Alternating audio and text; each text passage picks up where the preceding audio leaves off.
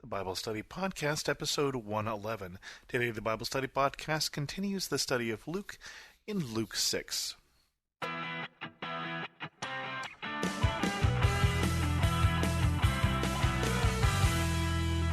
Welcome to the Bible Study Podcast. I'm your host, Chris Christensen.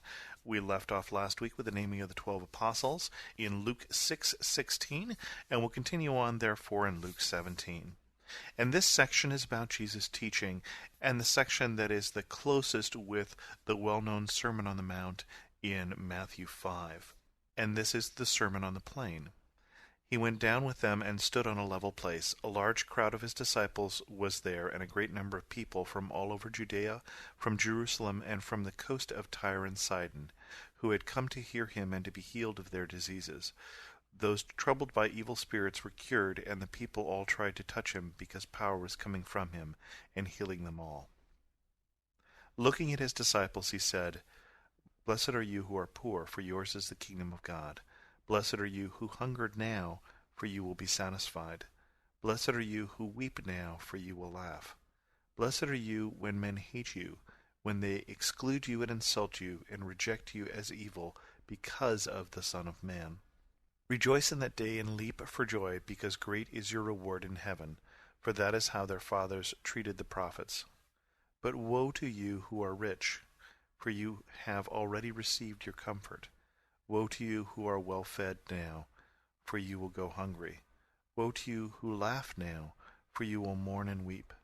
Woe to you when all men speak well of you, for that is how their fathers treated the false prophets." As we start to look at these verses, one thing that's interesting is in this particular section, Jesus is teaching apparently a crowd of not just Jews, but also Gentiles. At least when we hear people coming from Tyre and Sidon are Phoenician cities, not Jewish cities. And it says they've come to him not just to hear him, but also some have come because they're looking for the miraculous healing that he can bring. He's healing people. He's delivering those who've been troubled by evil spirits, it says, and that people are trying to touch him because power is coming out of him. But then the next section here focuses on his teaching. And probably the first thing that I see when I look at this section of teaching here, a little different from the Beatitudes. The Beatitudes, blessed are the poor in spirit, here, blessed are the poor. And woe to you who are rich is bummer to the rich, is what it sounds like at first. And as somebody who lives in a nation that is rich, who is in the top half at least of a nation that is in the top 10%, this sounds like a woe to me passage. This sounds like Jesus is saying, sucks to be you, you're rich, this is all it is. Now we need to put this in context here because, first of all, one of the things that's interesting is in Matthew's Beatitudes, it's blessed are the poor in spirit, blessed are that. This is second person. Looking at his disciples, he said, blessed are you who are poor, for yours is the kingdom of heaven. Blessed are you who hunger now, for you will be satisfied. So he's looking at the disciples, and that is the context for this particular set of verses. Blessed are you who weep, you will laugh. Blessed are you when men hate you and exalt you and insult you and reject your name because of the Son of Man.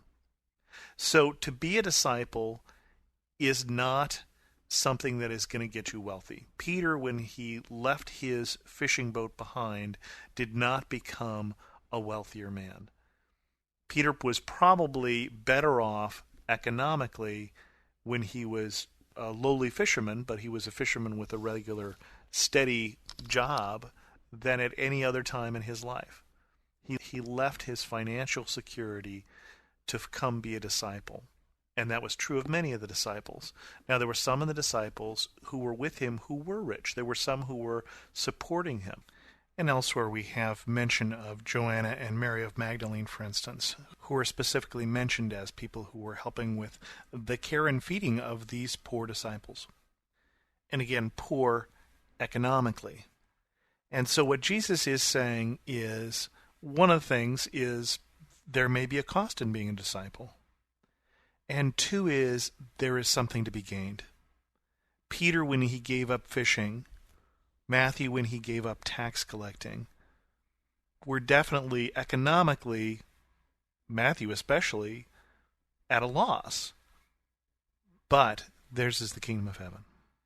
It is interesting to me that as someone who I would have to say I'm probably not as concerned as most about how others feel about me or how others think about me, but I'm concerned about how others think about me. I may be in the bottom half of that, but I think we're all tend to wonder what people will say. What will people think of us? And Jesus, part of his woe in here is, woe to you who people think well of you, people speak well of you. Woe to you who make no waves. Woe to you who get along with everyone because, you're probably just not controversial. You're probably just not challenging anyone. You've already received your comfort, he says to the rich. I think that's also true in some sense in this passage of the comfortable. When we choose comfort over conviction, when we choose profit over being a prophet, we already have our reward. There is something to be gained by even going through hunger and sadness and being poor now, to be gained for the kingdom of God and to be gained for us in that trade-off. Remember, elsewhere, Jesus says you can't serve both God and mammon. You can't serve both God and money. And this is another one of many different passages. Jesus talks about money a lot. And obviously, this may mean, if we just take it literally, that it's bad to be rich. Well, it's certainly bad for some. It's easier for a camel to go through the eye of a needle than a rich man to enter the kingdom of heaven. Jesus said that. It's certainly bad for some. Jesus looked at a rich man in the eye, a rich young ruler, and said, I see that you have much. You lack one thing. Sell all you have and give it to the poor and come follow me. For that young man, the riches got in the way of his following Jesus. And that story ends with, he went away sad. There are some people, for sure, maybe us, who what we have gets in the way of what we are called to do.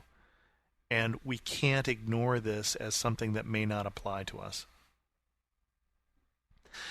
And then, because that wasn't nearly hard enough, Jesus goes on and says, but I tell you who hear me, love your enemies, do good to those who hate you, bless those who curse you, pray for those who mistreat you. If someone strikes you on one cheek, turn to him the other also. If someone takes your cloak, do not stop him from taking your tunic. Give to everyone who asks you, and if anyone takes what belongs to you, do not demand it back. Do to others as you would have them do to you. If you love those who love you, what credit is that to you? Even sinners love those who love them. And if you do good to those who are good to you, what credit is that to you? Even sinners do that. And if you lend to those whom you expect repayment, what credit is that to you? Even sinners lend to sinners, expecting to be repaid in full. But love your enemies, do good to them, and lend to them without expecting to get anything back. Then your reward will be great, and you will be the sons of the Most High, because he is kind to the ungrateful and wicked. Be merciful just as your Father is merciful. I think the context of this is that last section here is, you will be called sons of the Most High. This is a description of what God has done. We are called to do what God has already done for us. While we were yet enemies, Colossians tells us, at the right time he sent his Son to save us. He did love his enemies, us. He does love those who hate him. He does bless those who curse him, who mistreated his own Son. Jesus, who was crucified, looked at the people who did it and said, Father, forgive them, for they know not what they do. This is a standard that is an impossibly high standard that Jesus lived up to. And it is a standard that makes us sons of the Most High God, sons and daughters of the Most High God, because it is the way that God behaves. How can we expect that God expects for us to behave differently? One comment I would say is, in doing prison ministry, this passage about if someone strikes you on one cheek, turn to the other to him also, gets a little problematic because we have people who may be in a violent situation, and what does this mean? One thing we should be aware of is a slap on the cheek A strike in the cheek is an insult. A strike in the cheek is not bodily harm, but it's basically turn the other cheek, don't give in to the insults. Don't give in to those who are treating us that way. Even all that we have, don't cling to it. That passage above about being rich, here it says, if someone takes your cloak, let him take it. That the person is even more important than everything we have, anything we have. This last section here, if you love those who love you, what credit is that to you?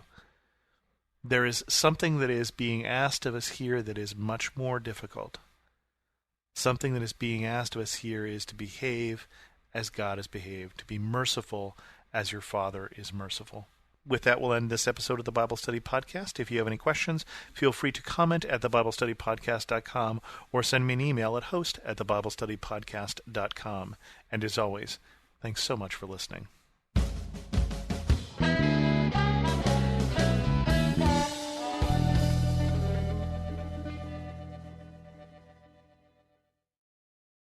For some of us, personal finances aren't just personal. They include loved ones, neighbors, the communities we call home, and the causes we hold in our hearts. At Thrivent, planning your finances is bigger than just money. We help you put your plans into motion and faith into action so you can do more for the ones in your heart. Because sometimes all you need to make a difference is someone to help you make it happen. Thrivent, where money means more. Connect with us at Thrivent.com.